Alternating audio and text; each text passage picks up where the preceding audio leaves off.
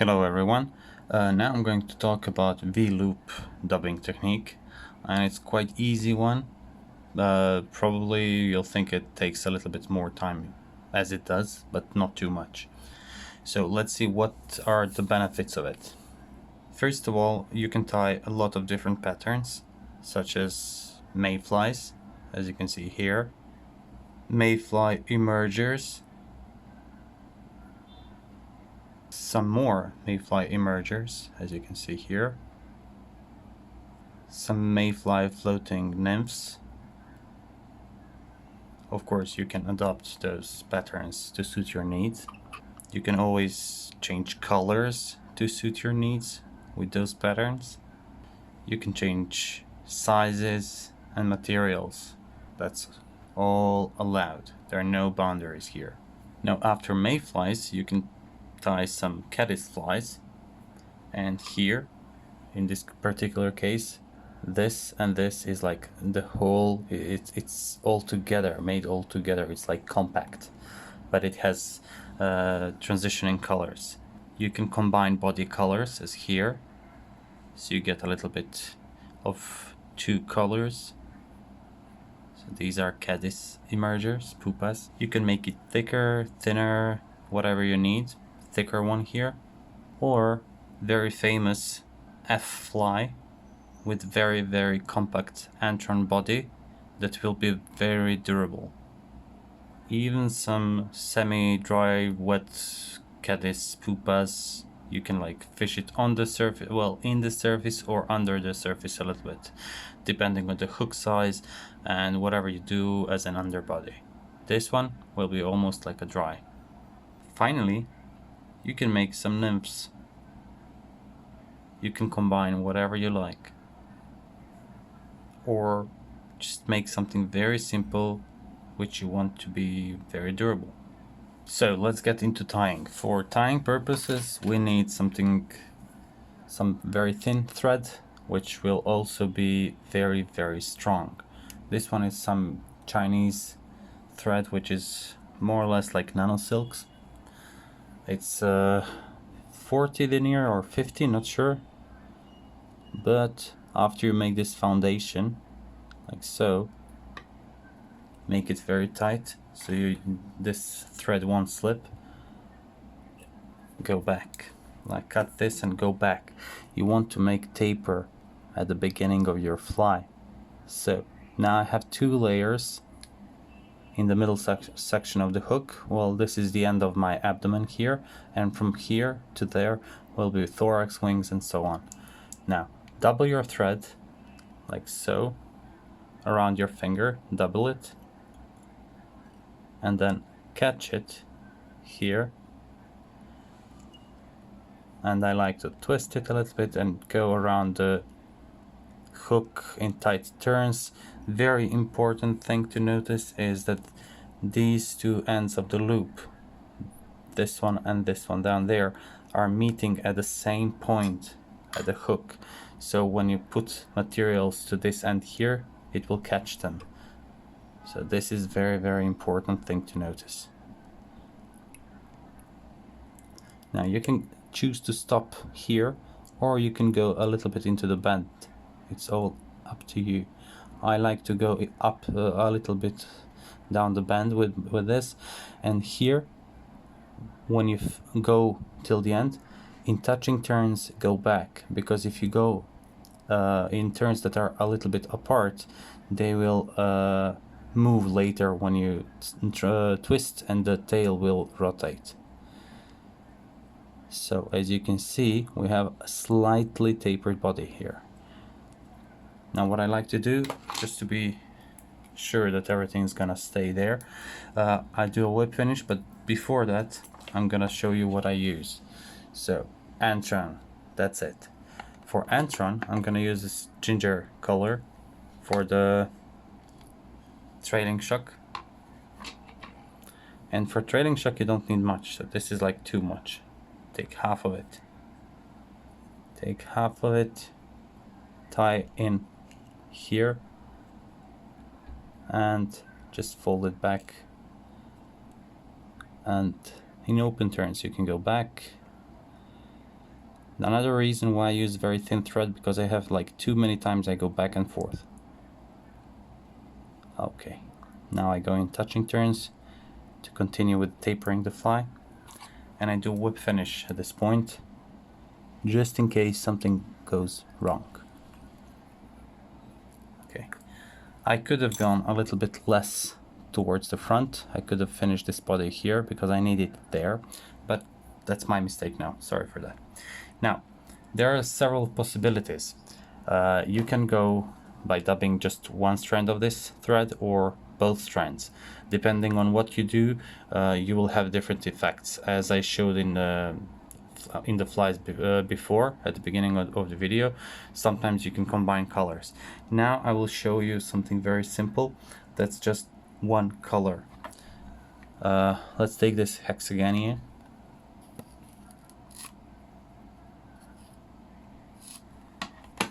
Now when you take Antron, it's important that you take it like this, like those fibers should lay parallel and they should taper a little bit. So take them a little bit, work with them like so.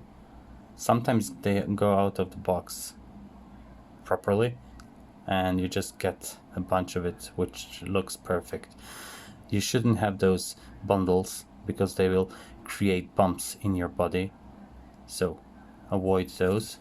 So as you can see here, there's a taper, and this taper I'm gonna put at the nearest part of the fly. Now I need dubbing twister. I insert dubbing twister in the thread first. Okay, let me show you that. So with dubbing twister, you have space here, and you have to put some dubbing inside. You have to prepare some dubbing like so, and insert it along one end of the thread. I like to spin it a little bit like so, and then you can just put it here and hold it so you can spin the rest of it. When you make slightly tight noodle here, so you can see it's tapered and it's not tight, but it's around the thread.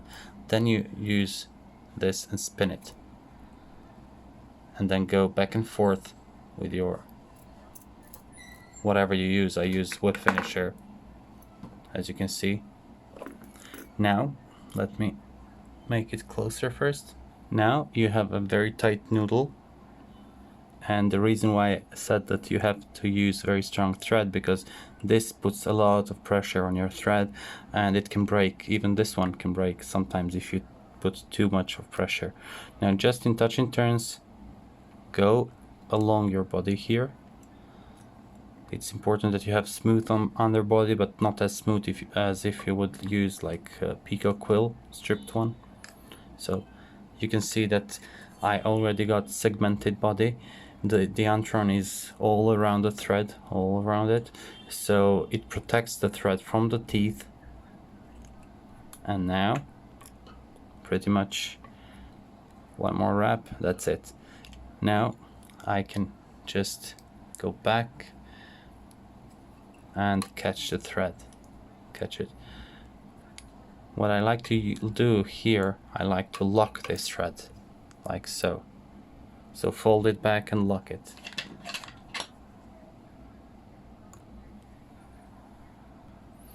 Now you can prepare 2 CDC feathers, align them and tie them by the tips, but by pulling those tips in through the loop. Now when I reach this part here, I just want to squeeze on it like crazy, as you can see. So when I pull on the CDC, it won't go out. Now you can choose to use another dubbing loop here with some CDC legs, for example. So if you want to make another loop, just do the same thing again. Create a loop. You can go around one circle with your thread to connect those two, and then go back. Always leave your loop behind so you can have enough room to work the rest of your fly. Now I like to make a whip finish again, just to turn, whip finish, nothing much. And now it's time to do two things to make a combined dubbing loop. For again, put the dubbing twister in and apply a little bit of dubbing on one strand here. You don't need to tighten the dubbing too much, but again, don't let it be loose. So this should be plenty for this purpose, for the thorax. And then you need to insert some CDC from the clip into this. And let me show you how I do that. So two guys asked me, like, they said they lose most of the fibers. What you need to do is like spread those legs of the loop and insert the CDC where you want it. And then using your fingers, connect those thread strands and open the clip. When you open the clip, don't open it and pull away. No, just open it and then pull away. This way, this will be in the loop. Now, position your whip finishing tool or whatever you need here, keep it connected, and spin your twister. Spin it. Okay, this is it. Now I have like enough to cover the body. What I did right here is I left a little bit of thread without CDC because I want to cover the first part of it without CDC, and from here on I want to have CDC. Now all you need to do is like wrap as you wrap the body before this. So go a little bit back, make sure that those thorax and abdomen are connected. Now pull down and back those legs. You don't want them to be up too much, just so down and back in this motion. Okay. Now make sure that you leave enough room for the head and for the CDC. It may seem too much at the beginning, but after a while you realize that you need to do that. So lock it again and then cut it. I also like to cut this with the tag left out, so it won't pull out. Make two more knots, two more turns, and that's it. Now I want to break those stamps, so I like to take this CDC, align it, so tighten it, and then with my dubbing needle I break the stamps. I make them softer a little bit, and then by holding those tips together, catch all those little straight fibers, pull them up. Now make this loop as big as you want it, like so, maybe half the body, maybe a little bit less or more, whatever you like. By keeping it on the top, make several very tight wraps with this thread. Now go in front of it and then cut. Okay. Now I'll make a whip finish knot, and there is a little bit of detail I want to add. Oops. Okay. What did I do? Okay. Now I want to, this is for like security reasons, this one. And now let's make a small tiny detail on the fly. Orange antron. Just make a small little pinch of it, and you want to make a neat head. There is one like very easy way to work with antron. You catch it first and then you spin it, and you can make nice tight noodle with it. So you make this head neat, and now make another whip finish knot. What's wrong with me today? One, 2. That's it. 2 whip finish knots are plenty. And let me show you a few more things and we're done for today maybe. Okay. First, you want to split those legs. So do it just for the thorax part. Don't cut the wings, because if you catch the wings with this Velcro, you will break them. So as you can see, you have like just few legs sticking out, which looks quite realistic from the fish point of view. Now the trailing shock, you need to do it don't cut it flush, just touch your scissors and then pull like this. So you'll have some slight taper there. And now you have finished fly with nice tight body, segmented trailing shock loop, wing loop that will hold the fly on the surface, a little bit of leg sticking out. That's it. Now, if you were so patient to stay with me for so long, let's stay a little bit longer and show you a few other tips. Now I have 2 eye stubs, and I'll combine those 2 in the same loop and get the desired effect, in this case 2-colored body. So as I said, leave your loop where you want it, insert dubbing twister, and let's go with dubbing. For the first part, I just want to detail at the end, so you don't need much. Just dub one piece of thread, push it forward. You need it to be quite short, like so. And now I'll use peacock one.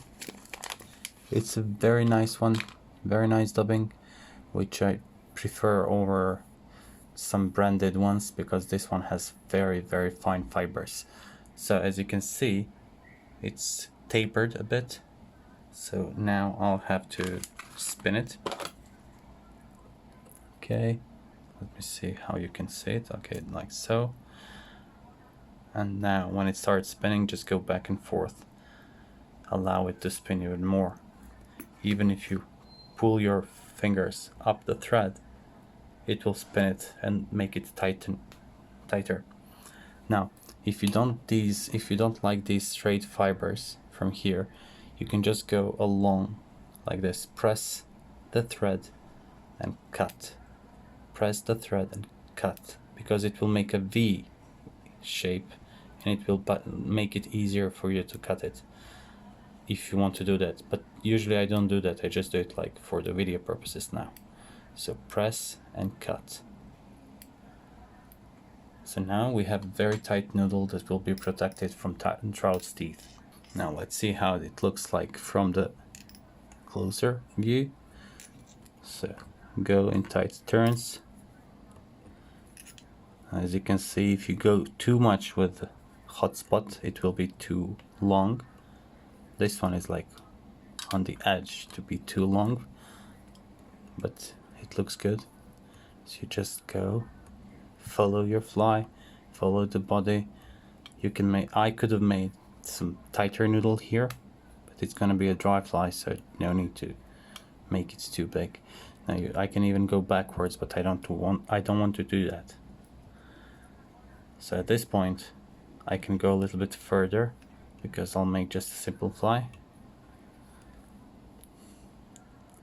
So make 2-3 tight knots, then go in front of it.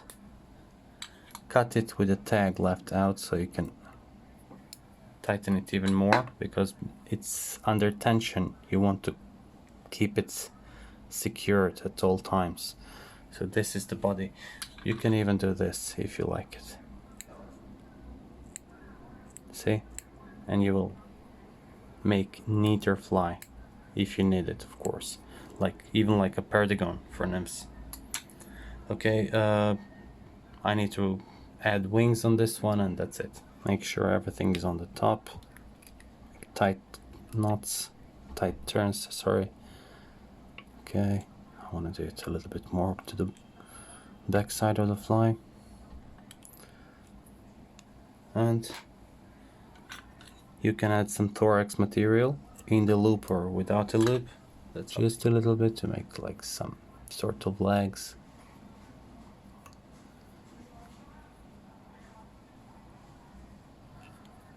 Okay, I'll go along the wings to position them a little bit lower. Since I'm using very thin thread, I can go back without dubbing through this thorax part, reinforce it, make a few whip finish knots.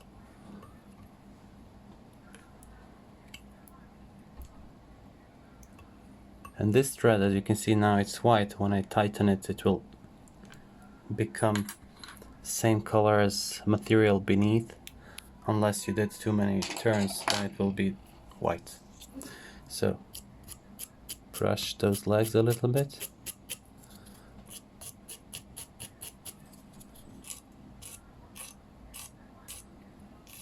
And look at this. You brush body, but it stays the same. It doesn't destroy. So this is how it will react on trout's teeth. Of course, this is not as strong as trout teeth, but still, you can get the idea how strong this is. So thank you very much for watching. I hope you enjoyed this video and see you next time.